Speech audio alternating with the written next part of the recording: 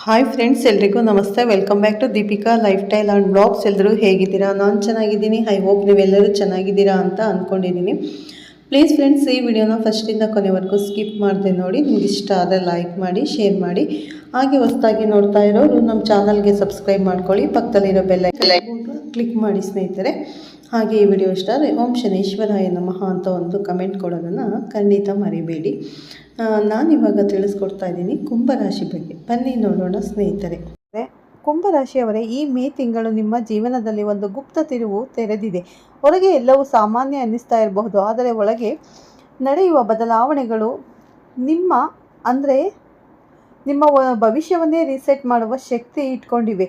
ಒಂದು ನಿರ್ಧಾರ ಒಂದು ಕ್ಷಣ ನಿಮ್ಮ ಜೀವನದ ದಿಕ್ಕನ್ನೇ ಬದಲಾಯಿಸಬಹುದು. ಈ ತಿಂಗಳಲ್ಲಿ ಗ್ರಹಗಳು ನಿಮಗೆ ಸಹಾಯ ಮಾಡ್ತಾರಾ, ಇಲ್ಲ ಪರೀಕ್ಷೆ ಕೊಡ್ತಾರಾ? ಈ ತಿಂಗಳು ನಿಮಗೆ ಎದುರಾಗುವಂಥ ಪರೀಕ್ಷೆ ಸಾಮಾನ್ಯವಾಗಿರುವುದಿಲ್ಲ.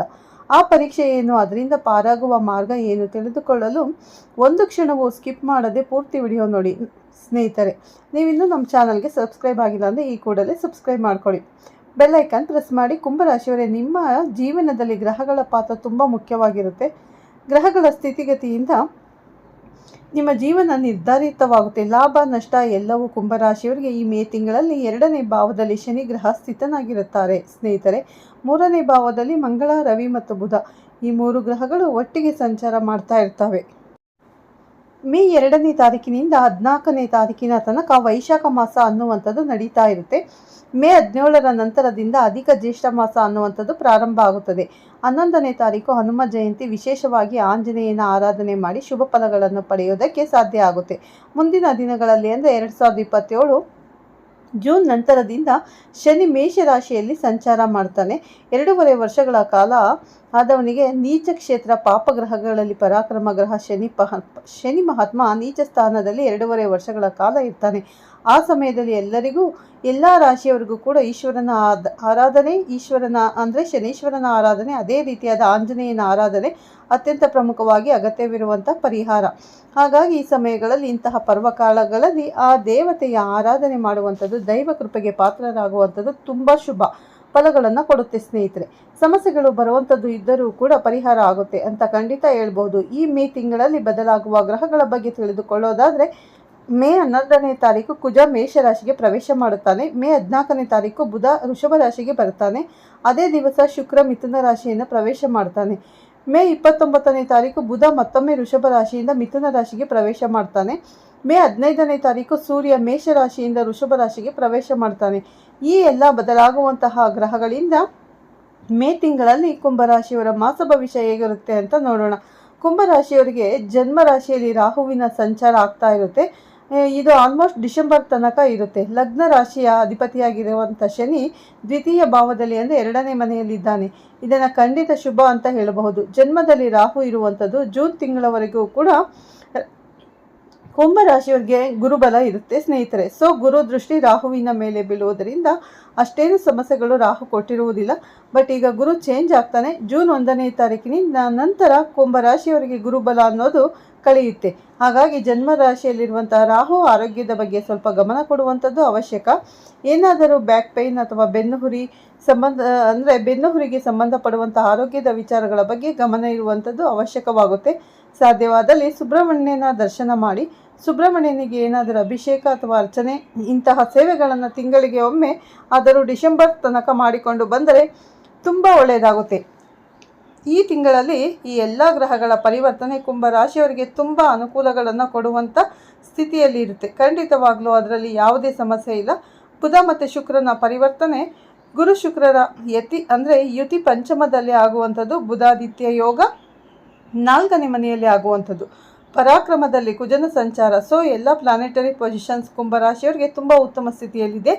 ಜೂನ್ ನಂತರ ಏನೇನು ಗುರುಬಲ ಅನ್ನೋದು ಕಳೆಯುತ್ತೆ. ಆ ಸಮಯದಿಂದ ಸ್ವಲ್ಪ ಗುರುವಿನ ಅನುಗ್ರಹ ಕುಂಭರಾಶಿಯವರಿಗೆ ಹೆಚ್ಚಾಗಿ ಬೇಕಾಗುತ್ತೆ.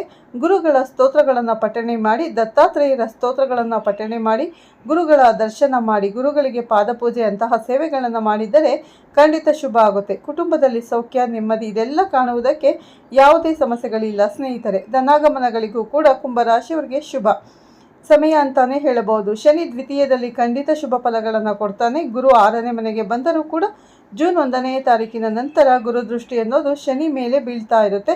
ಇದು ತುಂಬ ಅನುಕೂಲಗಳನ್ನೇ ಮಾಡಿಕೊಡುತ್ತೆ. ಪರಾಕ್ರಮದಲ್ಲಿ ಕುಜ 1.5 ತಿಂಗಳು ಕಾಲ ಕುಜ ಮೇಷರಾಶಿಯಲ್ಲಿ ಇರ್ತಾನೆ. ಇದು ಕುಂಭ ರಾಶಿಯವರಿಗೆ ತುಂಬ ಅನುಕೂಲ ಕೊಡುವಂಥದ್ದು. ಪರಾಕ್ರಮದಿಂದ ಮಾಡುವಂಥ ಎಲ್ಲ ಕೆಲಸಗಳಲ್ಲಿ ಯಶಸ್ಸನ್ನು ಕಾಣೋದಕ್ಕೆ ಸಾಧ್ಯವಾಗುತ್ತೆ. ಕುಂಭ ರಾಶಿಯವರಿಗೆ ಕುಜನ ಒಂದು ಯೋಗ ತುಂಬ ಅದ್ಭುತವಾಗಿರುತ್ತೆ. ಇನ್ನು ಈ ಮಾಸದಲ್ಲಿ ಯಾವುದಾದರೂ ಪ್ರಾಪರ್ಟಿ ಖರೀದಿ ಮಾಡುವಂಥದ್ದು ಅಥವಾ ಮನೆ ಕಟ್ಟುವಂತಹ ವಿಚಾರಗಳಿದ್ರೆ ಅಥವಾ ಹೊಸ ವಾಹನ ಖರೀದಿ ಮಾಡುವಂಥ ವಿಷಯಗಳಿದ್ರೆ ಕುಂಭರಾಶಿಯವರಿಗೆ ಖಂಡಿತ ಉತ್ತಮವಾದಂಥ ಸಮಯ. ಬುಧ ಶುಕ್ರರ ಒಂದು ಪರಿವರ್ತನಾ ಯೋಗ ಖಂಡಿತ ಕೇಂದ್ರ ಕೋಣಾಧಿಪತಿಗಳು ಸೇರುವಂಥದ್ದು ಬಹಳಷ್ಟು ಶುಭ ಫಲಗಳನ್ನು ಕೊಡುತ್ತೆ. ಗುರುಬಲ 1 ತಿಂಗಳು ಇರುವಾಗ ಬುಧ ಶುಕ್ರ ಕುಜ ಮತ್ತು ಗುರು ಈ ಎಲ್ಲ ಗ್ರಹಗಳ ಸಂಚಾರ ತುಂಬ ಉತ್ತಮ ಸ್ಥಿತಿಯಲ್ಲಿದೆ. ಲಾಂಗ್ ಟರ್ಮ್ ಯಾವುದೇ ವ್ಯವಸ್ಥೆಗಳು ಇದ್ದರೆ ಕುಂಭರಾಶಿಯವರು ಖಂಡಿತ ಮುಂದುವರಿಸಬಹುದು. ಯಾವುದೇ ಸಮಸ್ಯೆಗಳಿಲ್ಲ. ವಿದ್ಯಾರ್ಜನೆ ಮಾಡುವಂಥ ಮಕ್ಕಳಿಗೆ ಖಂಡಿತ ಶುಭ ಫಲಗಳು ಉಂಟಾಗುತ್ತೆ. ಸಂತಾನದ ಅಂಚಿನಲ್ಲಿ ಇರುವಂಥವರಿಗೂ ಕೂಡ ಖಂಡಿತ ಶುಭ.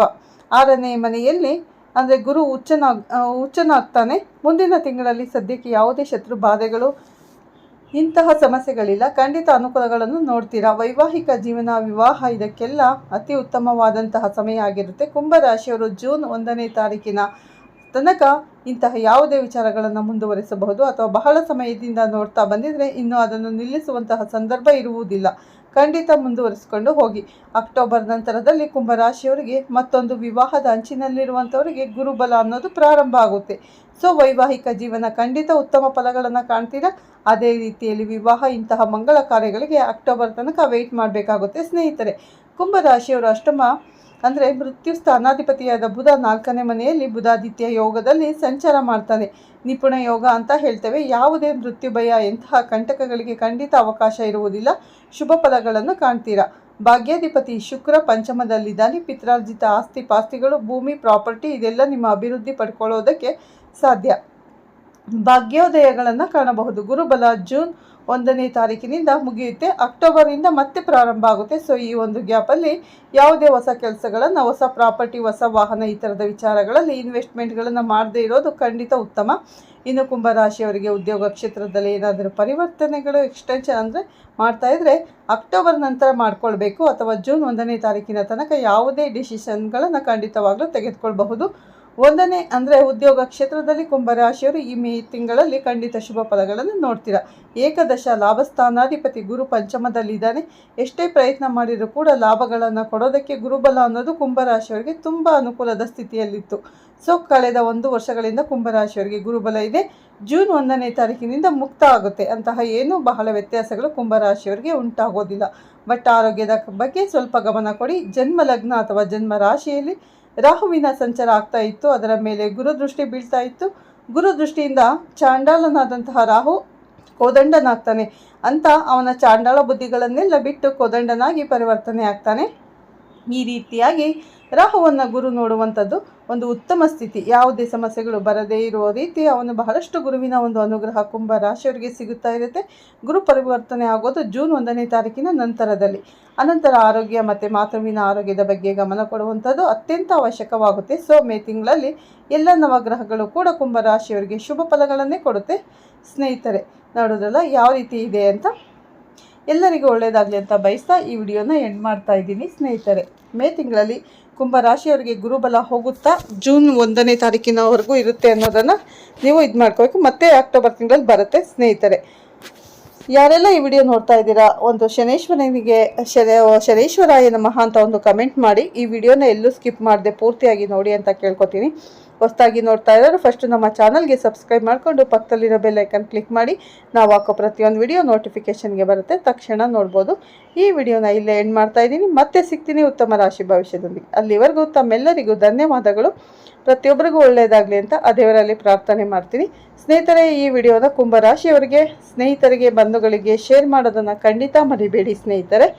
ಎಲ್ಲರಿಗೂ ಒಳ್ಳೆಯದಾಗಲಿ ಸ್ನೇಹಿತರೆ.